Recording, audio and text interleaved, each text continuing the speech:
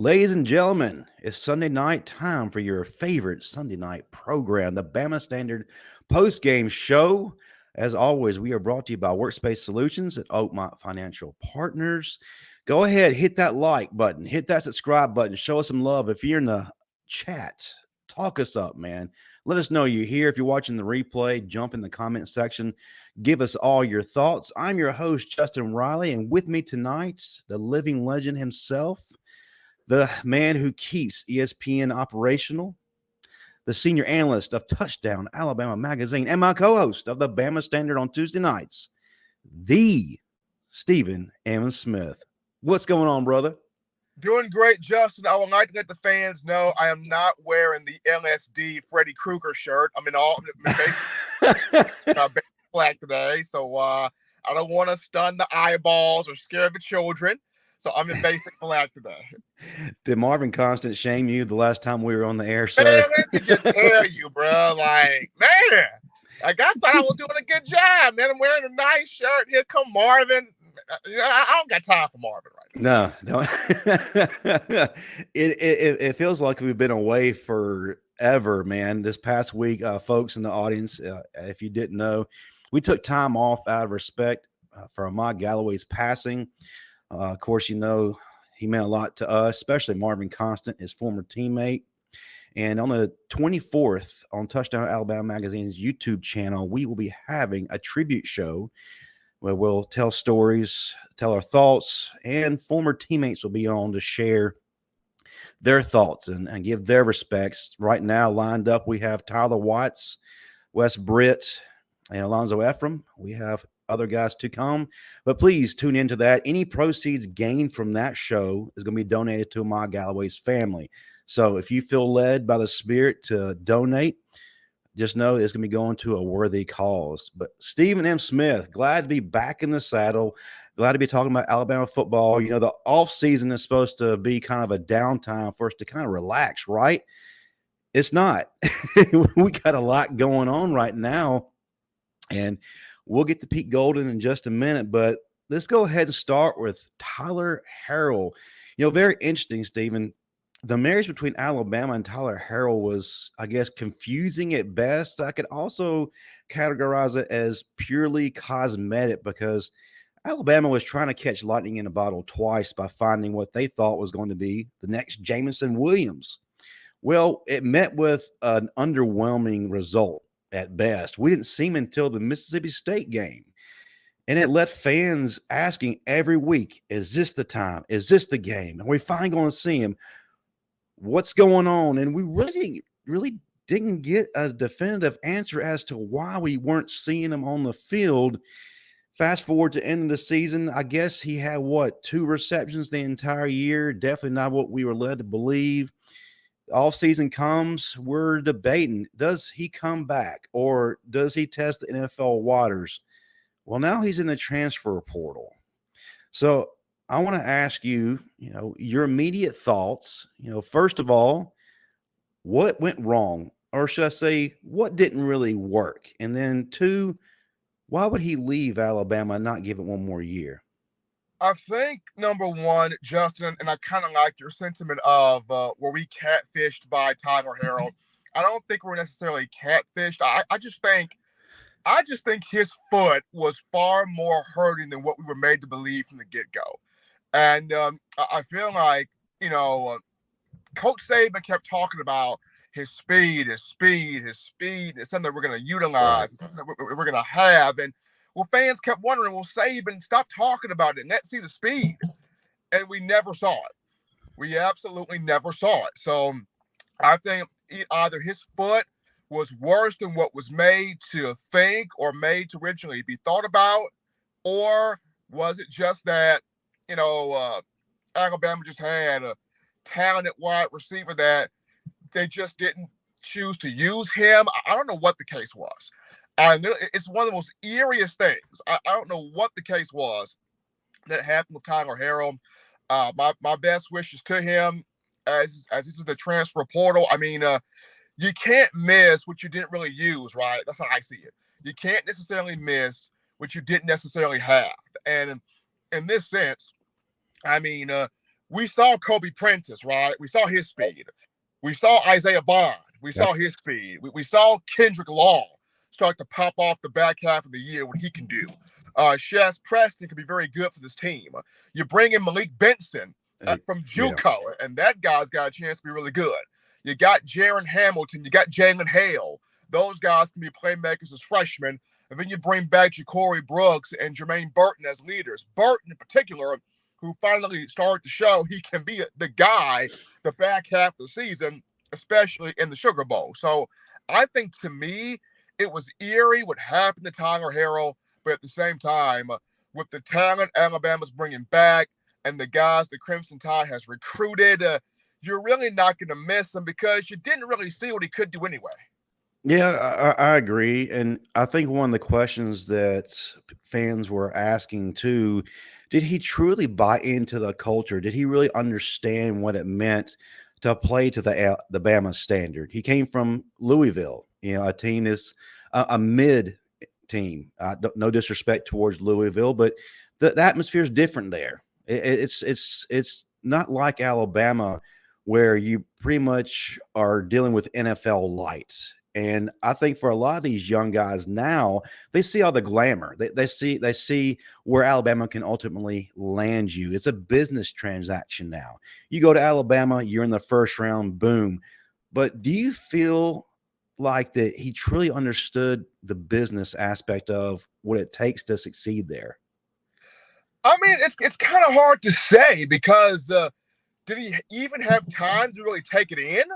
Like I mentioned, you think about it, dealing with his foot situation, he did not even get a chance to get on the field into the Mississippi State game, or he caught the one pass from Jalen Milroe. So you kind of have to ask yourself, did the mindset of being at Alabama really truly take root? Because for a lot of these kids, especially transfers, you're coming in, and the only thing you think about is, can you start? Can you contribute? How fast can you do it? And all the expectations that it doesn't really set in that, my God, I'm at Alabama, until you actually start playing. So Yeah, kind of wonder, did the my God, I'm at Bama even really set in when you look at Tyler Harrell, as opposed to former transfers like a Richard Mulaney, right. like a Derek Dieter, like a Jacob Coker, like a Landon Dickerson, a Jahmyr Gibbs, a Jamison Williams, even down to a Henry To'o. Did the my God, I'm in Tuscaloosa, did that actually really set in for Tyler Harrell? Because to me, I just feel like he just came through, took a sip of coffee, and left. It didn't even set in. Do you think he got a chance to use all of his dining dollars on his at card? Man, look, I think there's probably $200 still left. Hey man, we need to grab that and head on down to Buffalo Wild Wings or Buffalo Fields, whatever's on campus now. But yeah, best of luck to the young man. Like I said earlier, very confusing situation, big mystery, but maybe with this move, ultimately it will pan out for him. We wish him the best. All right, let's get to the big news. The news that Marvin Constant has been petitioning for 3 years now. Jay from Florence on my show, the whole offseason. Yes, folks, if you have been living under a rock for the past few days, Pete Golding is no longer on staff at Alabama. He is now headed to Oxford, Mississippi to work with Lane Kiffin. He is no longer there.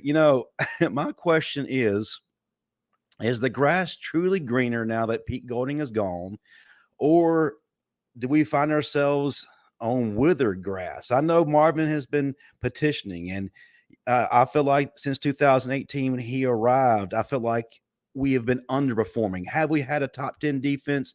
Yes, but it didn't have the same feel as top 10 defenses that we had 2017 and below.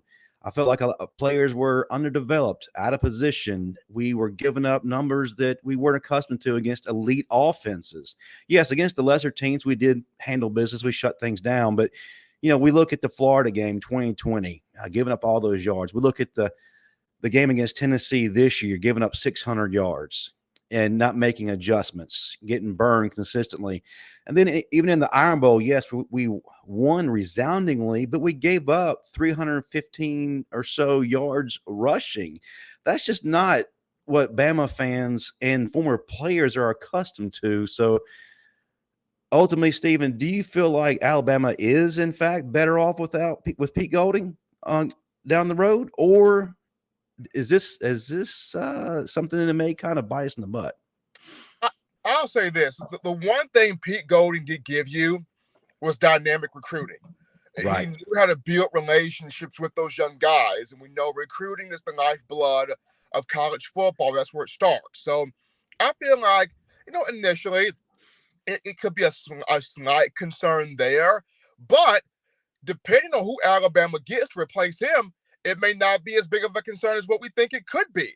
I mean, honestly, it's one thing to get the recruit, the player to Alabama, but can you develop and grow that player and have the energy to have that player run through a brick wall for you? Marvin Constant, among others, they've said, you look at the personality of your team. Your team is determined by the personality of your coach, of your coordinator. And when I look at Pete Golding, you have to wonder sometimes, did guys want to run through a brick wall for Pete? You have to wonder at times, did Pete have the mentality of guys wanting to play for him? Did Pete get the most out of his talent? And I feel like he had 5-star guys, but didn't get the most out of those 5-star guys. I felt like with the talent that Alabama had, more should have been done. More should have been done in terms of you shutting teams down, you stopping the run, you stopping the pass, you producing the numbers that you need to be producing. The energy should have been there more. The passion should have been there more. The excitement should have been there more. Just the zeal should have been there more. And I didn't see that with Pete. And I feel like under Kirby Smart, it was there. Under Jeremy Pruitt, it was there. And you just look at Georgia and you see those guys. If you haven't watched the pregame speech that Kirby Smart gave the Georgia before TCU, I mean, folks, look at that audio. You could see why TCU was the sacrificial lamb headed for the slaughter. They had no prayer. They absolutely had no prayer. The way Kirby was talking to them dogs, and there were several expletives in there, but the way Kirby was talking, you're like, my God. You could tell like TCU peed their pants before stepping off the bus. They knew they were done for. TCU knew they were absolute done for. Why? Because that speech was raw, intense, passion, in your face. I don't give a you-know-what. Kick their butt. Kirby Smart at its finest. And young men, they ride for that. They vibe for that. They love that. They feed off that. That's their breakfast, lunch, and dinner. And Pete Golding was not providing that vibe, that killer vibe that Alabama fans grew accustomed to with Kirby Smart and with Jeremy Pruitt. And that's the reason why his departure, I don't think people will miss him not around the program just due to, Pete Golding talked great, but did not deliver the consistency in terms of the energy, the effort, the passion, the production that Bama fans wanted. Right. And in terms of energy, I don't feel like, other than the Kansas State game, that the sideline was really there. I mean, you look at Kirby's staff. You got Will Muschamp there. You got Kirby himself, but then you also got Scott Cochran.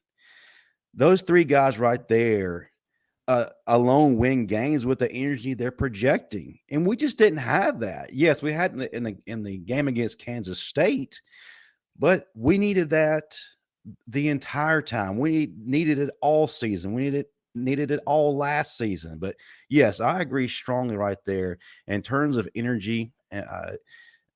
He just was not providing that spark. And now we're moving on. And I feel like with the next hire, I feel like Coach Saban is looking to inject that Bama back into the defensive locker room. And we've already started working on some things. Wheels are turning. As you know, we presume to be the inside linebackers coach, Austin Armstrong from Southern Miss.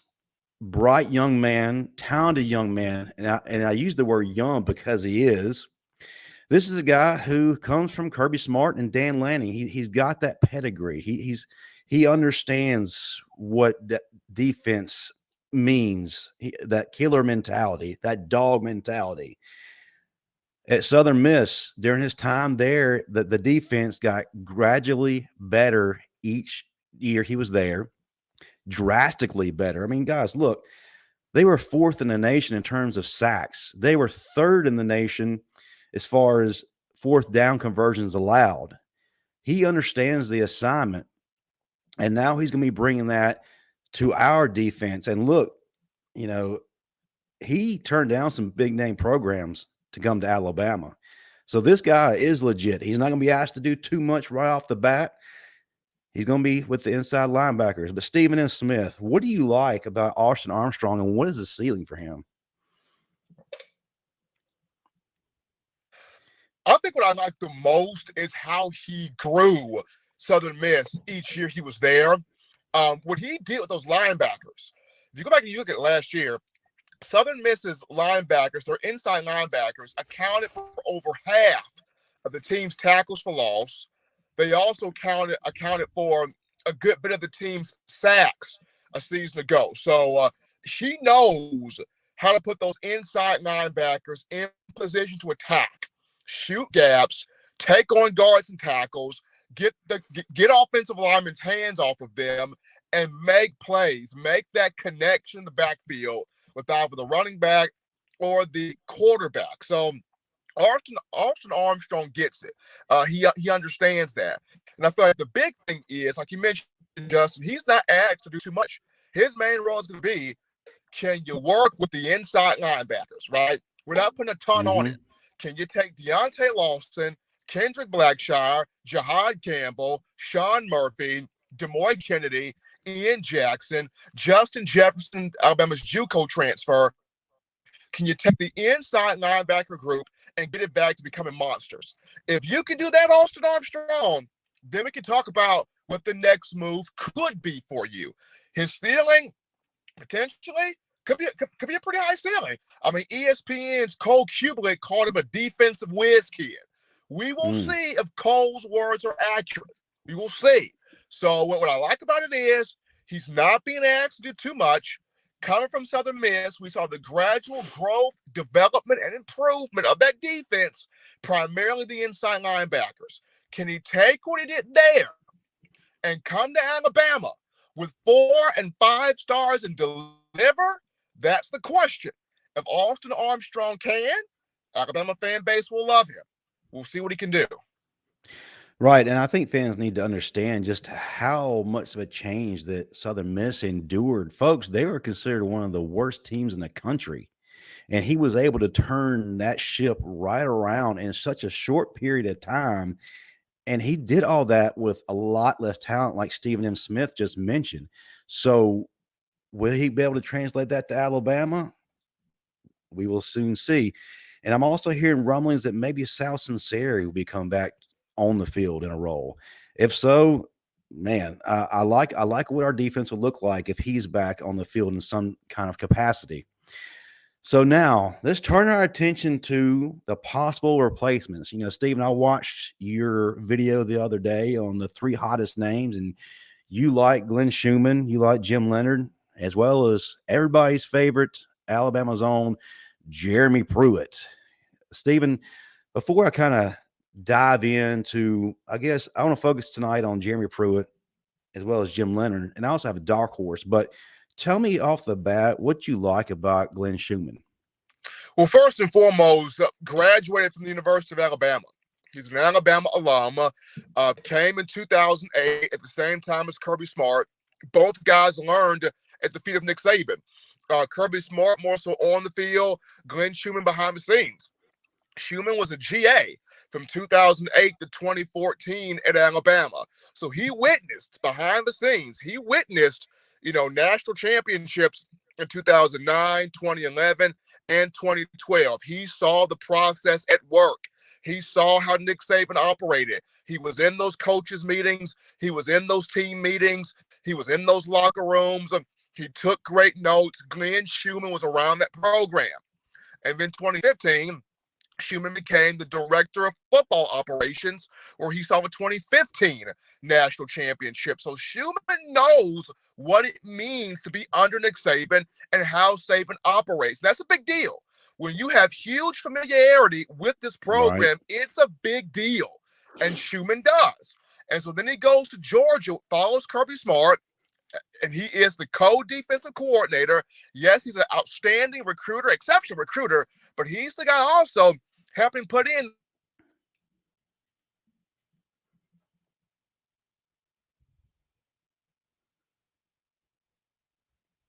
Well, looks like we are having some connection problems with In that, Steven. well, yeah, I'm back here. Schumann Okay, good plays a deal. big role. He plays a good role in that defensive planning. So I like Glenn Schumann, Bama alum, but he plays a big role there in game plan that defense. But because of the fact that he knows so much about the Saban process, that's why big on Schumann coming back to Crimson Tide. Absolutely. And you're mentioning a very key point right now in terms of who his next hire is. I think Coach Saban is looking at that familiarity aspect, because I think at this point in his career, he wants to be the CEO. He wants to delegate to a person who understands what he wants, to where he doesn't have to be so hands-on. He can just relinquish the reins and let the defensive coordinator do his thing. So let's jump on Jeremy Pruitt. Okay. First and foremost, this is the guy that Bama fans that have going crazy. He is the people's champ. That's what everybody wants. That's what I want. Wow, baby. He pow wow. He is. And first and foremost, jump off the page. He understands and knows what it takes to play at a championship level. He's going to stay on these guys night and day, making sure that they are playing to the Bama standard. He's not going to be lax. And we see when his players took on his personality, what that meant on the field. Reuben Foster, Ryan Anderson, gosh, all the folks that he was in charge of, but he knows what Coach Saban wants. And he definitely can be free. Nick Saban, that is, can be freed up to be that CEO that he wants to be. And Pruitt can run that ship without any problem whatsoever. He injects that Bama back into that defense, that dog. But here's the thing, and this on the minds of every Bama fan right now, and that's the whole NCAA infraction situation. Is he hireable? Yes. Can anything prevent Alabama from hiring him? No. But the question ultimately is, what are the ramifications going to be with this NCAA situation? Is he going to have a recruiting ban? Is he going to have a suspension? Are we willing to live with whatever consequences, if any, that the NCAA hands down to us? And I'm sure Alabama's going to do the work in the front end. They probably already have. And I got a good feeling that we may see Jeremy Pruitt, Stephen M. Smith, looking at the positives, looking at the negatives. How comfortable are you in saying this could be our guy? I'll say this about Pruitt. I think right now, what I've been told is he has actually thought the situation in terms of Tennessee, where the recruiting violations are concerned. I know he issued a corresponding lawsuit on the University of Tennessee, which means whatever the NCAA could hand down to Pruitt would not be as severe at all. But what I've also been told is Pruitt kind of wants to work his way back into being a defensive coordinator. So if that becomes the case, Alabama can have Pruitt back in a capacity of an analyst, or what I've been told, a safeties coach. And if that's the case, if he comes back as a safeties coach, think about this. Where did Pruitt get his first on-field start at Bama as a safeties coach? 2010 to 2012, he coached safeties. So he was a part of back-to-back national championships, 2011 and 2012, as the safeties coach. And he actually did a great job. He helped Robert Lester, 8 interceptions in 2010. Yeah. He helped Robert Lester and Ha Clinton Dix, 4 interceptions apiece in 2012. So Pruitt, would be a big deal as a safeties coach if you can get him at that spot. Because if you look at it, Jeremy Pruitt, he did have a hand in. He had a hand in this, and I was told this by Malachi Moore's mom, Miss Pitty Moore. Jeremy Pruitt had a hand in recruiting Malachi Moore early. So think about if Pruitt returns as a safeties coach, who he would be coaching. Malachi Moore could get him back to where he was his freshman year. Think about that for just a brief moment. So if you could get Jeremy Pruitt back as a safeties coach, that would be a huge deal for the Crimson Tide as he tries to want to work his way to being a DC again at some point. Absolutely. This is the guy who connects with his players. I mean, his kid was named after Reuben Foster and Ryan Anderson. His son's name. His son that was born in 2017 by his wife, Miss Casey Pruitt, Flint Anderson Foster Pruitt. I'm just saying. I also like the fact, look, we all know that he's coached with Nick Saban, but he also played for Gene Stallings, played safety for Gene Stallings. So that kind of pedigree right there, man, it's no wonder he's been successful. And not just that, just look at this. Jeremy Pruitt, every high school in the state of Alabama, he is well respected because he's coached at almost all of them. Mm-hmm. Yes, you're right. All right. The other guy that we all have been high on, and with good reason, that's Jim Leonhard. Was it Wisconsin? Another guy, top 10 defense. This guy, he's another young guy. These young guys are taking over, Stephen. This is a guy that was in the NFL in 2014 and then went immediately to a college position, be a college position coach in 2015 and 16, then hired as a defensive coordinator in 2017. Hey, and get this, he won the Broyles Award his first year as a defensive coordinator. Amazing guy. I mean, he knows his stuff, but what I'm looking at, a lot of people know this. He wants to ultimately coach in the NFL one day. You and I talked about this before the show, Stephen. He's actually a name on the short list for a few NFL teams that Cleveland Browns are looking hard at him right now. So if he's hired at Alabama, if he does come to Tuscaloosa, how much of a pull will the NFL have on him? Is he a guy that's going to be one and done as soon as the NFL comes a calling, or is he a guy that's going to be here for the long run? Another thing I look at, unlike Pruitt, unlike Schumann, he's never coached for Nick Saban, so he doesn't really know what Nick Saban wants. So that's kind of a situation where he's going to have to learn some things, and Saban's not going to be that CEO like we talked about. Stephen, do you like Leonhard here? Are you more leaning towards Schumann?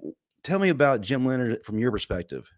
Okay, so Jim Leonhard to me would be kind of he would kind of be the ultimate get in your face type guy. Because you got to understand, Jim Leonhard was the ultimate underdog in Wisconsin. He walked on, and he walked on as a player, became one of the greatest safeties to ever play there.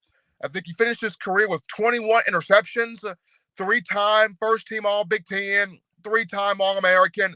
Remarkable player, remarkable young man, remarkable defensive mind is Jim Leonhard. Now, I think if you hire him, it would kind of be one of those things where you kind of might have to do a co-DC deal, maybe with him and Freddie Roach, maybe. Yeah. You would kind of have to do a co-DC deal if you bring in Jim Leonhard versus if you go Schumann, you can make him just a full DC. You go Jeremy Pruitt, you can make him a full DC. Jim Leonhard, you would probably have to go co-DC just due to you would have to have a guy that would understand Saban, and Freddie Roach would be that guy. And then you would bump up Freddie Roach in pay. I would kind of see it that way. If you were to go get Jim Leonhard, that's a bad thing because it wouldn't be. But I would look at it because of the fact that Glenn Schumann has been around you so much, you wouldn't have to tell him much of anything because he knows, right? Jeremy Pruitt has been around you so much, you wouldn't have to tell him anything. He knows. Versus Jim Leonard, you would kind of have to take him a little bit. Right. Not saying that Nick Saban wouldn't be opposed to that, but at 71 years old, I kind of feel like Nick Saban wants a little bit more of a grown-up in the room, veteran guy, proven guy, don't have to tell him much. He knows what's going on. So that's where I would lean more so toward Schumann and Pruitt. Absolutely. And at this time, though, do you really feel like we need a co-defensive coordinator in this case? Or you mentioned a big point in regards to that. Saban is 71 years old. He has a lot less time here than he actually does, So I feel like it's imperative that we have the guy that's ready to hit the ground running and not take a little bit of work, like you said. Before I mention this name, do you have any dark horses that maybe we're not really looking at right now? I think the one dark horse I would have, and it's in-house, Todd Grantham, who's already an analyst, defensive coordinator, Mississippi State, defensive coordinator, Florida, defensive coordinator, Louisville, and at Georgia, if I'm not mistaken. With a DC in the NFL with the Cleveland Browns, Todd Grantham would be the dark horse for me. I have a dark horse, and Stephen, you might get a little excited when I mention this name, and that's an Alabama guy. He knows what Coach Saban wants. Matter of fact, he was with Coach Saban from 2018 to 2020, and that's Carl Scott, who's currently with the Seattle Seahawks. He doesn't have any defensive coordinator experience, but that's okay, because when you're in the league, the NFL is going to give you a crash course on X's and O's, and you're learning all coverages and calls. So if he comes in as a first-time defensive coordinator, not only does he know what Coach Saban wants, but he has a wealth of knowledge that's coming with him. So I don't feel like there's going to be any of that that training on the field period that somebody else might require. He's an excellent recruiter. That solves a problem right there with Pete Golden being gone. Remember, Carl Scott did recruit Patrick Surtain II. He did do that. He did. So I like Carl Scott. I really do. I like Carl Scott. Another dark horse, if you couldn't get Carl Scott, here's another guy in the NFL with the LA Chargers. He took over DBs when Mel Tucker left, Derek Ansley. Yes. Love that idea.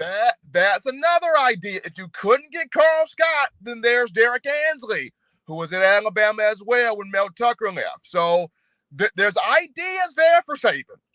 If Saban wants to get this team, primarily this defense, back to the killer mentality, there are people out there. Absolutely. Well, guys, we are reaching the end of our show, but before we let you go, of course, hit that like button if you've not yet done so. We got a lot of people on right now. There's 231 of you guys. I need to see 231 likes here once this video is done. Also, hit the subscribe button. Help us get to 4,000 on this channel. If you are watching the replay, please give us your thoughts in that comment section. We've unpacked a lot of things tonight. Stephen and Smith, I'm going to turn it over to you. Tell us what's on the lineup for tomorrow on In My Own Words, and how can folks find you on the internet? Man, you know what the lineup is for tomorrow, Justin. People want to know, man, defensive coordinator, who it's going to be, what could the staff look like, who are the offensive names out there that could replace Bill O'Brien as his contract expires after next month. So that's going to be the whole conversation right there in a nutshell. The people can find me on Twitter. That's at Coaching M. Smith on Twitter, at Coaching M. Smith right there. You can find me on Facebook, Stephen M. Smith on Facebook, and just enjoying this time to break down some Bama football. Yeah, absolutely. Hey, it's the off season. That doesn't mean the season is really over for us. We got a lot to talk about for sure. But yeah, I want to remind everyone. I'm on my fourth bottle of Gatorade. What you mean this is over? Yes, sir. Hey, I'll remind everybody the lineup of shows we got for you. Tuesday night, we are back live on Touchdown Alabama Magazine's YouTube channel, 6 p.m. Central, 7 p.m. Eastern, the Bama Standard, with me, this wonderful gentleman right here, Stephen M. Smith, Marvin Constant, Bo Scarborough, and Steve Brown. On this channel Tuesday night at 8 p.m. Central, the final whistle with Matt Cadell and Chris James. Wednesday night, Bo Scarborough Show, the developmental focus points with Bo Scarborough, Trent Richardson, Christian Jones, and Blake Sims. That's at 7:30 p.m. Central. And then on Sunday nights, it's me and Coach Smook. Coach Smook will be back next Sunday night. And we had a wonderful guy step up to the plate since Coach was at work. So we greatly appreciate your services. Man, looking forward to this week and the news that's undoubtedly coming probably sooner rather than later. But anyway, that will do it for all of us. Y'all have a good night. Roll Tide.